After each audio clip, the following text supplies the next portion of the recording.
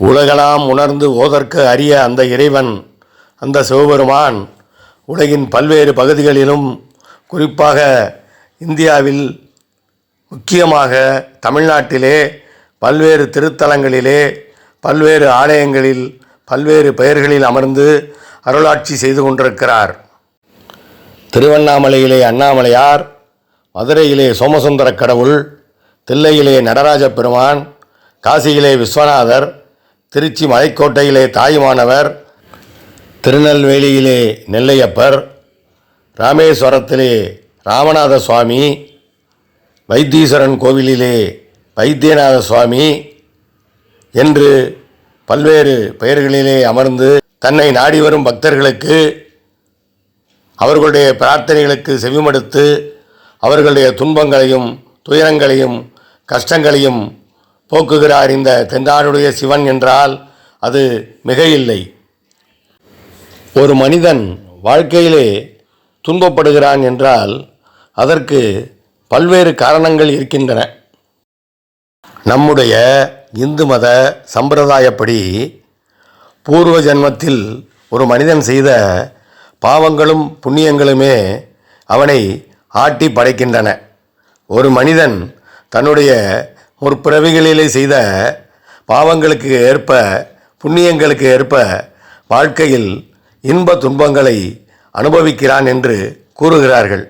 அதனால்தான் ஒவ்வொரு மனிதனும் தான் படக்கூடிய கஷ்டங்களுக்காகவும் துன்பங்களுக்காகவும் ஜோதிடம், ஜோசியம், ஜாதகம் என்று ஒவ்வொரு இடமாக அலைந்து தங்கள் ஜாதகப்படி என்ன பாவங்கள் செய்தோம் என்று ஜோதிடரிடம் கேட்டு தெரிந்து கொண்டு அதற்கு ஏற்ப பரிகாரங்களை செய்வதற்காக ஒவ்வொரு கோவிலாக அலைந்து கொண்டிருக்கிறார்கள்.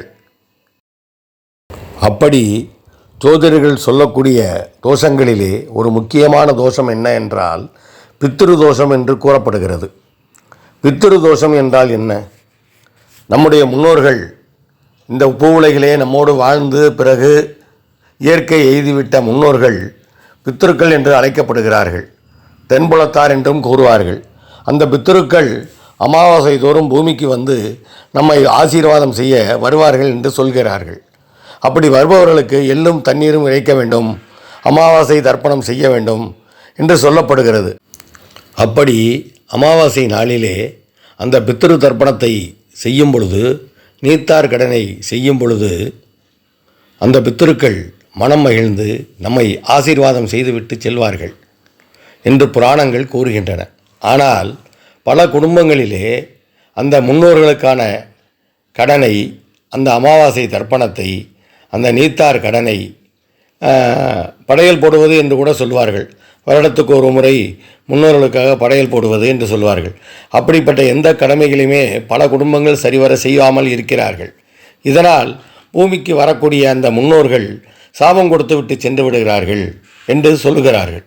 ஜாதகத்தை பார்த்து ஜோதிடர்கள் சொல்லுவது இதுதான்: உங்களுக்கு உங்கள் குடும்பத்தில் எல்லாருக்கும் பித்ரு தோஷம் இருக்குது, இதுக்கு ராமேஸ்வரத்தில் போய் கடலில் நீராடி இந்த மாதிரி சில திலதர்ப்பண ஹோமம், இந்த ஹோமம் பண்ணுங்கள், அந்த ஹோமம் பண்ணுங்கன்னு சில ஹோமங்களை எல்லாம் குறிப்பிடுவார்கள். அந்த ஹோமங்களை எல்லாம் செய்துவிட்டு வந்த பிறகுதான் நாமே அனுபவபூர்வமாக உணர முடியும். குடும்பங்களிலே நல்லவையெல்லாம் நடக்க ஆரம்பிக்கும், கஷ்டங்கள் குறையும், துன்பங்கள் குறையும், கடன் பிரச்சனைகள் தீரும். இப்படிப்பட்ட துன்பங்களுக்கெல்லாம் காரணமான அந்த பித்ரு தோஷத்தை சரி செய்து கொள்ள வேண்டும். அப்படி சரி செய்து கொள்ளக்கூடிய அந்த பித்ரு தோஷத்தை சரியாக்கக்கூடிய, சீராக்கக்கூடிய ஒரு அற்புதமான திருத்தலம்தான் ராமேஸ்வரம் திருத்தலம். நீங்கள் எல்லோருமே கேள்விப்பட்டிருப்பீர்கள். பல பேருக்கும் ஜாதகத்திலே பித்ருதோஷம் இருக்கிறது என்றால் ராமேஸ்வரம் சென்று கடலிலே நீராடி திலதர்ப்பண ஹோமம் செய்ய வேண்டும், பித்ருக்களுக்கு தர்ப்பணம் செய்ய வேண்டும் என்று ஜோதிடர்கள் கூறுவார்கள். அப்படிப்பட்ட ஒரு அற்புதமான திருத்தலம்தான் ராமேஸ்வரம் திருத்தலம். பித்ரு சாபங்களையும் பித்ரு தோஷங்களையும் போக்கக்கூடிய அற்புதமான ஒரு ஆலயம்தான் ராமேஸ்வரம் திருக்கோவில். அதை பற்றி விரிவாக இங்கே காண்போம். இந்த உலகெங்கிலும், தமிழகமெங்கிலும் எத்தனையோ சிவாலயங்கள் அமைந்திருக்கும் பொழுது ராமேஸ்வரம் ராமநாத சுவாமி கோவில் மட்டும் எப்படி புகழ்பெற்ற பித்ரு சாபம் போக்கும் தலமாக மாறியது? அதன் வரலாறு என்ன? அதை பார்ப்போம். ராமேஸ்வரம் ராமநாத சுவாமி திருக்கோவில் என்பது தேவார பாடல் பெற்ற தலங்களில் பாண்டிய நாட்டு தலங்களில் ஒன்றாகும். அப்பர், சம்பந்தர் ஆகியோரின் பாடல் பெற்ற இந்த தலம் தமிழ்நாட்டின் ராமநாதபுரம் மாவட்டத்திலே ராமேஸ்வரத்தில் அமைந்துள்ளது. இந்தியாவில் உள்ள 12 ஜோதிர்லிங்க தலங்களுள் ஒன்றாக இந்த ராமேஸ்வரம் கருதப்படுகிறது. இந்த தலத்திலே ராவணனை கொன்ற பாவம் தீர ராமபிரான் வழிபட்டார். அதனால் இந்த சுவாமிக்கு, இந்த மூலவருக்கு பெயர் ராமநாத சுவாமி என்று வழங்கப்படுகிறது. அம்மனுடைய பெயர் பர்வதவர்த்தினி என்ற அறம் வளர்த்த நாயகி ஆகும். ராமர் எப்படி பூஜை செய்தார், எப்படி தன்னுடைய பாவத்தை போக்கிக் கொண்டார், அந்த விவரங்களை, அந்த வரலாற்றை விரிவாக காண்போம். இங்குள்ள இறைவனின் திருவுருவம், அந்த மூர்த்தம் சீதா பிராட்டியால் உருவாக்கப்பட்ட மணலால் செய்யப்பட்ட சிவலிங்கமாகும். ஏறத்தாழ 2100 முதல் 2500 ஆண்டுகளுக்கு முன்பாக கட்டப்பட்டதுதான் இந்த ராமநாத சுவாமி ஆலயம். இந்த ஆலயத்தை அமைத்தவர்கள் முற்கால பாண்டியர்களின் மூதாதையர்கள் ஆவர். இந்த ராமநாத சுவாமி ஆலயம் மதுரையிலிருந்து கிழக்கே 161 கிலோமீட்டர் தொலைவில் வங்காள விரிகுடா கடற்கரையிலே ராமேஸ்வரம் என்னும் திருத்தலத்திலே அமைந்துள்ளது. இதனுடைய தல வரலாறு என்ன? அதை காண்போம். ராவணனிடமிருந்து சீதையை மீட்க அவனுடன் போர் புரிந்து அவனை கொன்றார் ஸ்ரீராமபிரான். ராவணன் பிராமணன் ஆதலால் ஸ்ரீராமபிரானுக்கு பிரம்மஹத்தி தோஷம் வரக்கூடாது என்பதற்காகவும் ராவணனை கொன்ற பாவத்தை நீக்கவும் ஸ்ரீராமன் மணலால் ஆன லிங்கத்தை வைத்து பிரதிஷ்டை செய்தார். எனவே ராமனே ஈஸ்வரனை வணங்கியதால் இந்த கோவில் மூலவர் சிவபெருமானுக்கு ராமநாத சுவாமி என்றும், ராமேஸ்வரம் அதாவது ராம ஈஸ்வரம் என்றும் இந்த திருக்கோவில், இந்த திருத்தலம் பெயர் பெற்றது. இங்குள்ள அக்னி தீர்த்தத்தில், இங்குள்ள கடற்கரைக்கு அக்னி தீர்த்த கடற்கரை என்று பெயர். இந்த அக்னி தீர்த்தத்திலே நீராடினால், ராமரை வழிபட்டால் பாவங்கள் அனைத்தும் நீங்கி வாழ்வில் வளம் பெருகும் என்பது இந்து தர்மத்தின் நம்பிக்கையாகும். காசி யாத்திரை செல்வது என்பது மிகவும் சிறப்பான ஒன்று. ஆனால் காசி யாத்திரை செல்ல வேண்டும் என்று நினைக்கக்கூடிய அன்பர்கள் முதலில் ராமேஸ்வரத்துக்கு சென்று அக்னி தீர்த்த கடற்கரையிலே நீராடி, அந்த ராமேஸ்வரம் கடற்கரையில் உள்ள மணல் மற்றும் அக்னி தீர்த்தத்திலே உள்ள தீர்த்தம் ஆகியவற்றை எடுத்துக்கொண்டு காசிக்கு சென்று கங்கை தீர்த்தத்திலே நீராடி, இந்த ராமேஸ்வரத்தில் எடுத்த மணலை அங்கே போட்டுவிட்டு காசி விஸ்வநாதருக்கு ராமேஸ்வரத்தில் உள்ள அக்னி தீர்த்தத்தை அபிஷேகம் செய்து, அதன் பிறகு காசியிலிருந்து கங்கை தீர்த்தம் எடுத்து வந்து ராமநாத சுவாமிக்கு அபிஷேகம் செய்ய வேண்டும். அப்படி செய்தால்தான் காசி ராமேஸ்வரம் யாத்திரை முழுமை பெறும் என்று கூறுவார்கள். அதுதான் மரபு. எனவே காசி யாத்திரை செல்பவர்கள் முதலில் ராமேஸ்வரம் சென்றுவிட்டு சுவாமியை தரிசனம் செய்துவிட்டு அதன் பிறகுதான் காசிக்கு செல்வார்கள். காசிக்கு சென்று சுவாமி தரிசனம் செய்துவிட்டு கங்கையிலே நீராடிவிட்டு அதன் பிறகு மீண்டும் ராமேஸ்வரத்துக்கு வந்து சுவாமி தரிசனம் செய்வார்கள். இந்த ராமேஸ்வரம் திருத்தலத்தின் தல வரலாறு என்ன தெரியுமா? வரலாற்று சிறப்புமிக்க இந்த திருத்தலம் கிபி 10ஆம் நூற்றாண்டு வரை ஒரு துறவியின் பராமரிப்பில் இருந்து வந்தது.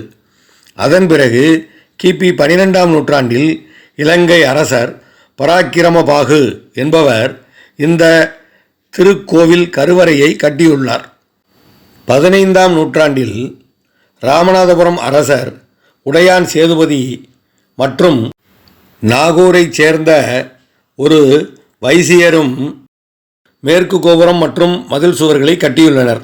இதனைத் தொடர்ந்து மதுரையைச் சேர்ந்த செல்வந்தர் ஒருவர் அம்பாள் சன்னதி பிரகாரம் மற்றும் திருப்பணிகளை செய்துள்ளார்.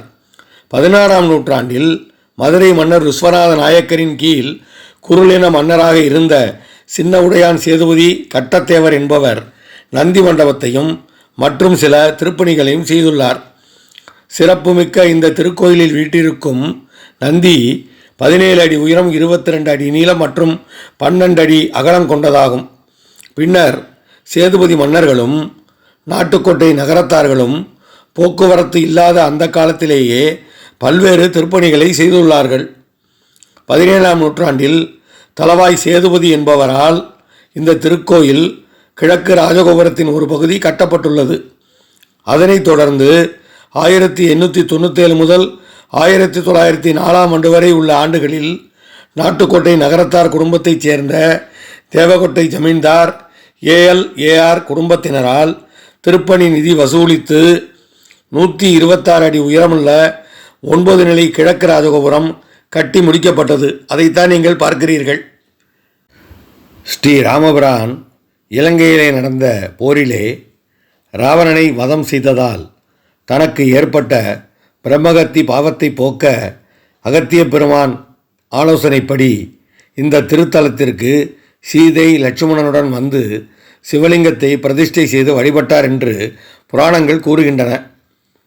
சிவலிங்க பிரதிஷ்டை செய்வதற்கு நல்ல நேரம் குறித்து கைலாசத்திலிருந்து சிவலிங்கம் கொண்டு வரும்படியாக ராமபிரான் அனுமனை அனுப்பியதாகவும், நெடுந்தொலைவிலுள்ள கைலாசத்திலிருந்து அனுமன் சிவலிங்கம் கொண்டு வருவதற்கு காலம் தாழ்ந்ததால் சீதா பிராட்டி விளையாட்டாக மண்ணை கையில் பிடித்து செய்த சிவலிங்கத்தையே நல்ல நேரம் முடிவதற்குள் பிரதிஷ்டை செய்து வழிபட்டார்கள் என்றும் சொல்லப்படுகிறது. கைலாசத்திலிருந்து திரும்பி வந்த அனுமன் கோபம் கொண்டு மணலால் செய்த பிரதிஷ்டை செய்யப்பட்ட சிவலிங்கத்தை அகற்ற முயன்றும் இயலவில்லை. அனுமனை சாந்தப்படுத்த ராமலிங்கத்தின் பக்கத்தில் அனுமன் கொண்டு வந்த விசுவலிங்கத்தை பிரதிஷ்டை செய்து இனி அதற்கே பூசை முதலில் செய்ய வேண்டுமென ராமபிரான் ஆணையிட்டார். இந்த திருக்கோவிலில் அனுமனால் கொண்டு வரப்பட்ட விஸ்வநாதருக்கே தினந்தோறும் முதல் பூசை நடைபெறுகிறது. ராமபிரான் ஈஸ்வரனை வழிபட்டதால் இந்த திருத்தலம் ராமேஸ்வரம் என பெயர் பெற்றது. இறைவனுக்கு ராமநாத சுவாமி என்ற பெயர் வழங்குகிறது. அப்பர் சுவாமிகள் பதிகம் பாடி வணங்கி போற்றிய ராமேஸ்வரம் அருள்மிகு ராமநாத சுவாமி திருக்கோவில் திருஞான சம்பந்தராலும் பாடல் பெற்றதாகும். மேலும் அருணகிரிநாதர், தாயுமானவர், முத்துச்சாமி தீட்சிதர் என பல அருளாளர்கள் இந்த ராமநாத சுவாமியை போற்றி பாடியுள்ளனர். இந்திய திருநாட்டில் முக்கியத்துவம் வாய்ந்த புண்ணிய திருத்தலங்களிலே ராமேஸ்வரம் பழமையும் பெருமையும் வாய்ந்த திருத்தலமாகும். மூர்த்தி, தீர்த்தம், தலம் ஆகிய முப்பெருமைகளையும் கொண்ட புண்ணிய தலமாகும் இந்த ராமேஸ்வரம். ராமேஸ்வரம் இந்திய ஒருமைப்பாட்டின் உறைவிடமாகவும் திகழ்கிறது. இந்திய திருநாட்டில் உள்ள புண்ணிய திருத்தலங்கள் 4இல் வடக்கே 3ம் துவாரகா, பூரி மற்றும் பத்ரிநாத், தெற்கே 1ம் ராமேஸ்வரம் அமைந்துள்ளதோடு இந்த 4 திருத்தலங்களில் ராமேஸ்வரம் மட்டுமே சிவத்தலமாகும். 12 ஜோதிர்லிங்க திருத்தலங்களில் வடக்கே 11ம் தெற்கே ஒரே தலமாக இந்த ராமேஸ்வரமும் அமைந்துள்ளன. ராமேஸ்வரம் சைவர்களுக்கு மட்டுமின்றி வைணவர்களுக்கும் ஒரு சிறந்த புனித தலமாகும். இந்துக்களின் மிக முக்கியமான மத கடமைகளில் ஒன்றாக கருதப்படும் காசி ராமேஸ்வரம் யாத்திரை காசியில் தொடங்கி ராமேஸ்வரத்தில் ராமநாத சுவாமியை வணங்கிய பின்னரே நிறைவு பெறுகிறது. இந்த திருக்கோவிலில் அமைந்துள்ள 22 புண்ணிய தீர்த்தங்களிலே நீராடி உடலையும் உள்ளத்தையும் தூய்மைப்படுத்துவதை இந்துக்கள் தங்கள் வாழ்நாள் கடமையாக கருதுகின்றனர். ராமேஸ்வரம் கோவிலுக்கு சென்று வழிபாடு செய்ய விரும்பும் பக்தர்கள் முதலில் அக்னி தீர்த்தம் என்று கூறப்படக்கூடிய அந்த கடற்கரையிலே, அந்த சமுத்திரத்திலே நீராடிவிட்டுத்தான் கோயிலின் உள்ளே சென்று அங்கே உள்ள 22 தீர்த்தங்களிலும் குளித்துவிட்டு அதன் பிறகு உடையை மாற்றிக்கொண்டு சுவாமியை தரிசனம் செய்ய வேண்டும் என்பது ஐதீகம். இந்து மதத்தில் மிக உன்னதமான புராணங்களாக ராமாயணம் மற்றும் மகாபாரதம் உள்ளது. அதில் ராமாயணத்தில் ஸ்ரீ ராமபிரான் இலங்கைக்கு சென்று இராவணனை கொன்று சீதையை மீட்ட பிறகு ராமேஸ்வரம் வந்து அந்த பாவத்தை போக்கிக் கொள்ள சிவலிங்கத்தை வடிவமைத்து வழிபட்ட இடம்தான் தற்போது ராமேஸ்வரம் ராமநாதர் சுவாமி கோவிலாக நாம் வணங்கி வருகிறோம். ராமேஸ்வரம் ராமநாத சுவாமி ஆலயத்தின் உள்ளே 22 தீர்த்தங்களும் ஆலயத்தின் வெளியே 22 தீர்த்தங்களும் இருப்பதாக கூறப்படுகிறது. ஆலயத்தில் இருக்கக்கூடிய 22 தீர்த்தங்களும் கிணறுகளாக அமைந்துள்ளன. வெளியே இருக்கக்கூடிய 22 தீர்த்தங்கள் கோவிலுக்கு எதிரே அமைந்துள்ள அக்னி தீர்த்தம் என்னும் கடலில் அமைந்துள்ளதாக கூறப்படுகிறது. இந்த கடற்கரை, அந்த சமுத்திரம் ஏன் அக்னி தீர்த்தம் என்று அழைக்கப்படுகிறது? அதை இப்போது பார்ப்போம். ராவணாசுரனிடமிருந்து மீட்கப்பட்ட சீதாதேவி தன்னுடைய கற்பை நிரூபிக்க அக்னி பிரவேசம் செய்ய வைத்தார் ராமன். அப்போது சீதையின் கற்புத்திறன் அக்னியையே சுட்டதாகவும் அதை தாங்க முடியாத அக்னி பகவான் கடலிலே மூழ்கி தன்னுடைய வெப்பத்தை தணித்து கொண்டதாக புராண வரலாறு கூறுகிறது. இதன் காரணமாகத்தான் இந்த கடற்கரை அக்னி தீர்த்த கடற்கரை என்று அழைக்கப்படுகிறது. இந்த அக்னி தீர்த்த கரையில் ஆடி அமாவாசை, மகாலய அமாவாசை, தை அமாவாசை ஆகிய நாட்களில் முன்னோர்களுக்கு தர்ப்பணம் கொடுக்க பல்லாயிரக்கணக்கானோர் கூடுவது வழக்கம். ராமேஸ்வரத்தில் ராமநாத சுவாமி சிலையை உருவாக்கி சிவலிங்க பூஜை செய்த ராமபிரானின் பிரம்மகத்தி தோஷம் நீங்கியது. அந்த தோஷம் எங்கு செல்வது என்று தெரியாமல் திணறியது. யாரையாவது பற்றி கொள்ளலாமா என சென்று கொண்டிருந்த போது சிவபெருமான் தன் வடிவங்களில் ஒன்றான பைரவரை அனுப்பி அந்த பிரம்மகத்தி தோஷத்தை தன்னுடைய பாதத்திலே அழுத்தி பாதாளத்திற்கு தள்ளினார். பின்னர் ஆலயத்திலேயே தங்கிய பைரவர் தன்னை தரிசிக்க வரும் பக்தர்களின் பாவத்தை பாதாளத்திற்கு தள்ளி அருள் வழங்கி வருகிறார். அதனால்தான் இவருக்கு பாதாள பைரவர் என பெயர் வந்தது. இவருடைய சன்னதிக்கு அருகில்தான் முக்தி தரக்கூடிய கோடி தீர்த்தம் உள்ளது. ராமேஸ்வரம் கோவிலில் அம்பாளின் சன்னதியான பர்வதவர்த்தினி அம்பாள் சன்னதி பிரகாரத்தில் 2 விநாயகர்கள் அடுத்தடுத்து அமர்ந்து அருள்பாலிக்கின்றனர். இவர்கள் காவி உடை அணிந்து பக்தர்களுக்கு அருளுகின்றனர். குழந்தை வரம், செல்வச் செழிப்பை வேண்டுவோருக்கு இந்த விநாயகரின் அருள் விரைவாக கிடைக்குமாம். இதோ பாருங்கள், அக்னி தீர்த்த கடற்கரையிலே மிக அற்புதமாக அலங்கார வளைவுகள் எல்லாம் அமைக்கப்பட்டிருக்கின்றன. இங்குதான் மக்கள் கூட்டம் கூட்டமாக வந்து இந்த அக்னி தீர்த்த கரையிலே நீராடி தங்களுடைய முற்பிறவி பாவங்களையும் தோஷங்களையும் போக்கிக் கொள்ள அந்த இறைவனிடம் பிரார்த்தனை செய்து அதன் பிறகு கோவிலுக்குள் சென்று 22 தீர்த்தங்களிலும் நீராடி இறைவனுக்கு அர்ச்சனைகள் செய்து தங்களுடைய துன்பங்களிலிருந்து விடுபடுகிறார்கள். இந்த ராமேஸ்வரம் கோயிலின் அம்பாள் பெயர் பர்வதவர்த்தினி அம்பாள். இந்த அம்பிகை அமைக்கப்பட்டுள்ள பீடத்திற்கு கீழேதான் ஆதிசங்கரர் நிறுவிய ஸ்ரீசக்கரம் வைக்கப்பட்டுள்ளது. அம்பாளின் 51 சக்தி பீடங்களில் இந்த ராமேஸ்வரமும் ஒன்று. இந்த அம்பிகைக்கும் தமிழ் வருட பிறப்பான சித்திரை 1ஆம் தேதி சந்தனக்காப்பு சாற்றி அலங்காரம் செய்வது வழக்கம். அம்பாள் பிரகாரத்தில் விபீஷணன் அமைத்த ஆதிசேஷன் மீது பள்ளிகொண்ட பெருமாள் காட்சி தருகிறார். கோவிலின் முதல் பிரகாரத்தில் சீதாதேவி அமைத்த மணல் லிங்கத்தை ராமர் பூஜை செய்யும் சன்னதி அமைந்துள்ளது.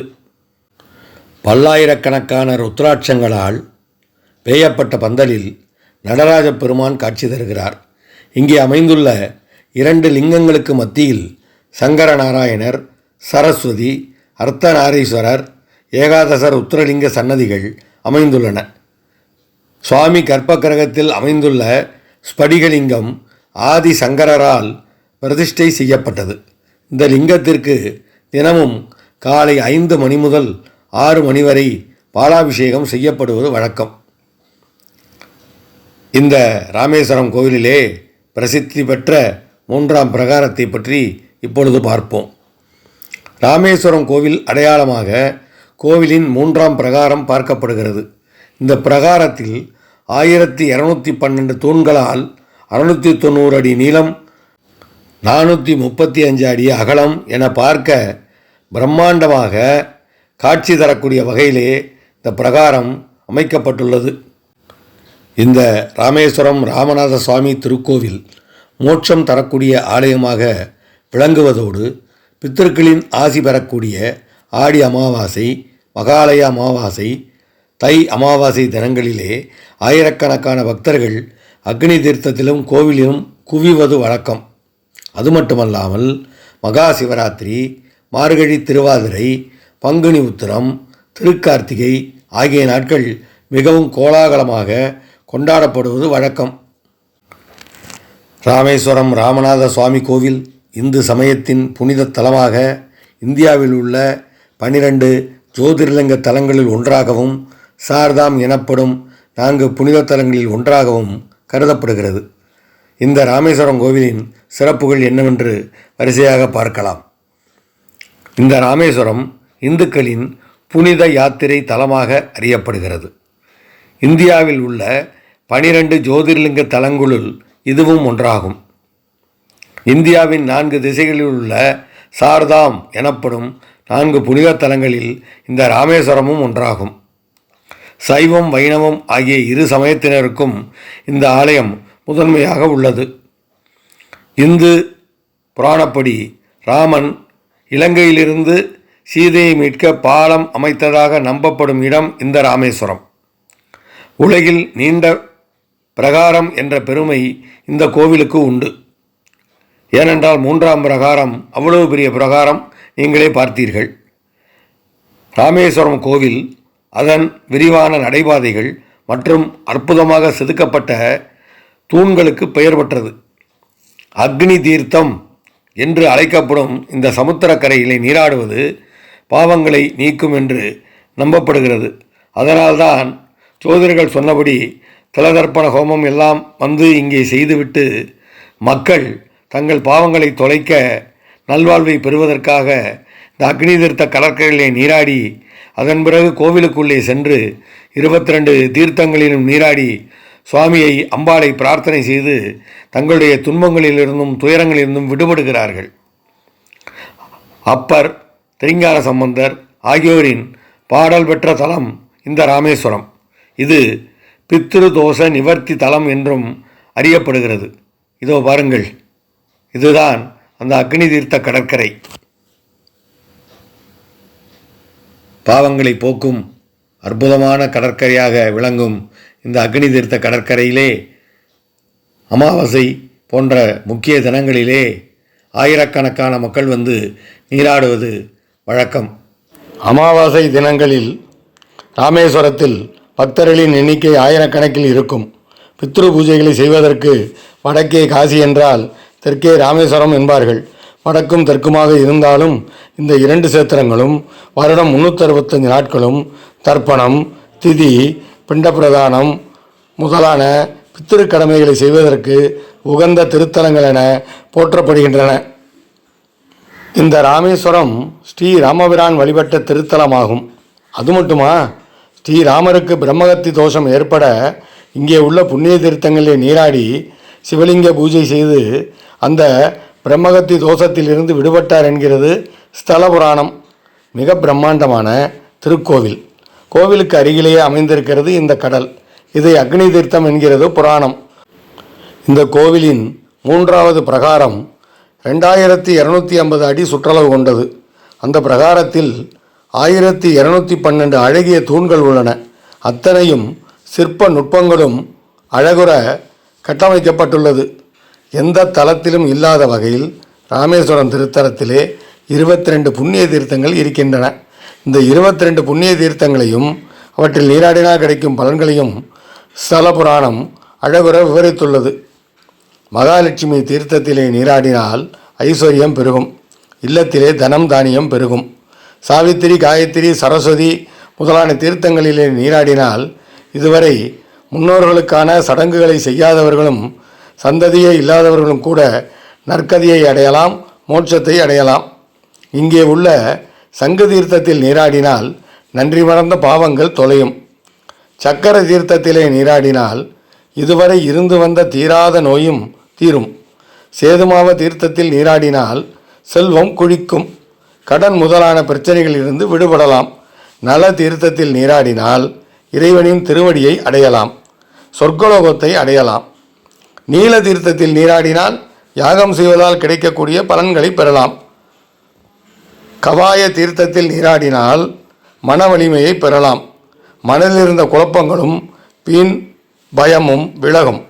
கவாட்ச தீர்த்தத்தில் நீராடினால் தேக ஆரோக்கியம் உண்டாகும். மனதில் தெளிவு பிறக்கும். கந்தமாதன தீர்த்தத்தில் நீராடினால் இதுவரை நம் இல்லத்தில் இருந்த தரித்திரங்கள் அனைத்தும் விலகி ஓடிவிடும். உணவு உடை முதலானவற்றுக்கு தடையதும் இல்லாத நிலையை பெறலாம். பிரம்மகர்த்தி விமோசன தீர்த்தத்திலே நீராடினால் பிரம்மகர்த்தி தோஷம் நீங்கும். பில்லி சூனிய ஏவல் முதலான தீய சக்திகள் நம்மை விட்டு அகலம். நம்மை நெருங்காதபடி இந்த தீர்த்தம் காத்தருளும். சந்திர தீர்த்தத்தில் நீராடினால் கல்வியில் சிறந்து விளங்கலாம். நினைத்த கல்வியை அடையப்பெறலாம். கல்வியில் இருந்த தடைகள் விலகும். சூரிய தீர்த்தத்தில் நீராடினால் ஞானமும் யோகமும் பெறலாம். கிரகதோஷங்கள் அனைத்தும் விலகும். சாத்தியாமிருத தீர்த்தத்தில் நீராடினால் தேவதைகளின் கோபத்திலிருந்து விடுபடலாம். மேலும் அவர்கள் சூட்சுமமாக இருந்து நம்மை வழிநடத்துவார்கள். சிவ தீர்த்தத்தில் நீராடினால் சகல ஐஸ்வர்யங்களையும் பெறலாம். சந்தான பாக்கியத்தை பெறலாம். ஆபரண சேர்க்கை கிடைக்க பெறலாம். சர்வ தீர்த்தத்தில் நீராடினால் சகல யோகங்களும் கிடைக்கும். சகல தோஷங்களிலும் இருந்து நிவாரணம் பெறலாம். கயா, யமுனா மற்றும் கங்கா தீர்த்தங்களில் நீராடினால் இந்த பிறப்புக்கான முழு பயனையும் நாம் அடையலாம். நிறைவாக கோடி தீர்த்தத்தில் நீராடினால் மகா புண்ணியம். ஸ்ரீராமர் சிவலிங்க அபிஷேகத்துக்கு பயன்படுத்திய தீர்த்தம்தான் இந்த கோடி தீர்த்தம். சிவனாரின் அருளையும் ஸ்ரீராமரின் அருளையும் பெற்று நம்மை இல்லறத்திலும் கௌரவமாக வாழ வைக்கும் மகா தீர்த்தம் என்கிறது ஸ்தல புராணம்.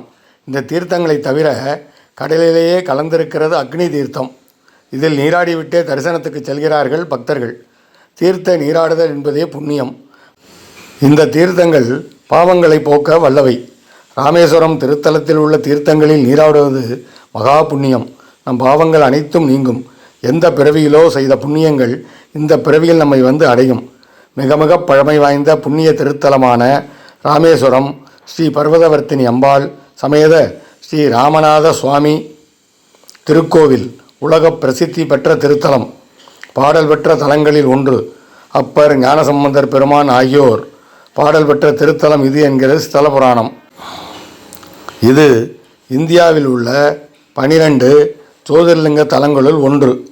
ராவணனை கொன்ற பாவம் தீர்வதற்காக ஸ்ரீராமர் இங்கே வழிபட்டார் என்கிறது ஸ்தல புராணம். மூலவர் பெயர் ராமநாத சுவாமி. அம்பாள் பெயர் ஸ்ரீ பர்வதவர்த்தினி. ஸ்ரீ ராமபிரான் சீதாதேவியை மீட்க ராவணனிடம் போர் புரிந்து அவனை கொன்றார். ராவணனை கொன்ற பாவத்தை போக்குவதற்காக மணலாலான லிங்கத்தை வைத்து பிரதிஷ்டை செய்தார் ஸ்ரீராமர். இதனால் மூலவருக்கு ராமநாத சுவாமி என்றும் தலத்துக்கு ஸ்ரீ ராமேஸ்வரம் என்றும் பெயர் அமைந்தது. இதோ இந்த பிரகாரத்தை பாருங்கள், எவ்வளவு அற்புதமாக அமைந்திருக்கிறது. காசியும் ராமேஸ்வரமும் மனித வாழ்வில் மிகவும் முக்கியத்துவம் வாய்ந்தது. காசி ராமேஸ்வரம் யாத்திரை செல்பவர்கள் முதலில் ராமேஸ்வரத்திலே அக்னி தீர்த்தத்தில் நீராடி மணல் மற்றும் தீர்த்தம் எடுத்துக்கொண்டு காசிக்கு செல்வார்கள். கங்கையிலே மணலை போட்டுவிட்டு காசி விஸ்வநாதருக்கு அக்னி தீர்த்தத்தை அபிஷேகம் செய்வார்கள். பிறகு காசியிலிருந்து கங்கையின் தீர்த்தத்தை எடுத்து வந்து ராமநாத சுவாமிக்கு அபிஷேகம் செய்வது வழக்கம். இங்கு கோயில் கொண்டுள்ள பர்வதவர்த்தினி அம்மன் மிகவும் சக்தி வாய்ந்தவள். அம்பிகையின் பீடத்திற்கு கீழே ஸ்ரீ ஆதிசங்கரர் நிறுவிய சக்கரம் அமைந்திருப்பது இன்னும் சாநித்தியத்தை பெருக்கி தந்துள்ளது. எனவே அன்பர்கள் அனைவரும் தங்கள் வாழ்வில் ஒருமுறையேனும் ஸ்ரீ ராமேஸ்வரம் சென்று அக்னி தீர்த்த கடலிலே நீராடி 22 புனித தீர்த்தங்களிலும் நீராடி ராமநாத சுவாமியையும் பர்வதவர்த்தினி அம்பாளையும் தரிசனம் செய்து பிரார்த்தனை செய்து தங்களுடைய வாழ்விலே உள்ள துன்பங்களையும் துயரங்களையும் கஷ்டங்களையும் பித்ருதோஷங்களையும் சாபங்களையும் போக்கிக் கொண்டு வாழ்விலே வளமும் நலமும் பெற வேண்டும் என்று ஞானபாரதம் உங்களுக்காக பிரார்த்தனை செய்கிறது, உங்களை கேட்டுக்கொள்கிறது.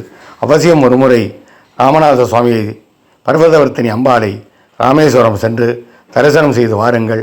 நிச்சயமாக உங்களுடைய வாழ்விலே மறுமலர்ச்சி ஏற்படும். உங்கள் வாழ்விலே உள்ள கஷ்டங்கள் துன்பங்கள் துயரங்கள் அனைத்தும் ஓடி போய்விடும். ஏனென்றால் ராமேஸ்வரம் திருத்தலம் அப்படிப்பட்ட புண்ணியத்தலம், அவ்வளவு சக்தி வாய்ந்த அற்புதமான திருத்தலம். ஸ்ரீ ராமபிரானும் சீதா பிராட்டியும் வந்து தரிசனம் செய்த இந்த அற்புதமான திருத்தலத்தை நீங்கள் அனைவரும் ஒருமுறை தரிசனம் செய்து வாழ்விலே எல்லா விதமான சந்தோஷங்களையும் பெற வேண்டும், எல்லா விதமான உயர்வுகளையும் பெற வேண்டும் என்று ஞான பாரதம் பிரார்த்தனை செய்கிறது. வாழ்க வளமுடன், வாழ்க வையகம். ஜெய ஜெய சங்கர, ஹரஹர சங்கர. அத்துடன் மறந்து விடாமல் எங்களுடைய ஞான பாரதம் யூடியூப் சேனலை சப்ஸ்கிரைப் செய்யுமாறு உங்கள் அனைவரையும் கேட்டுக்கொள்கிறோம். அப்படி செய்துவிட்டால் நாங்கள் போடும் அத்தனை பதிவுகளும் உங்களை வந்து சேரும். வாழ்க வளமுடன்.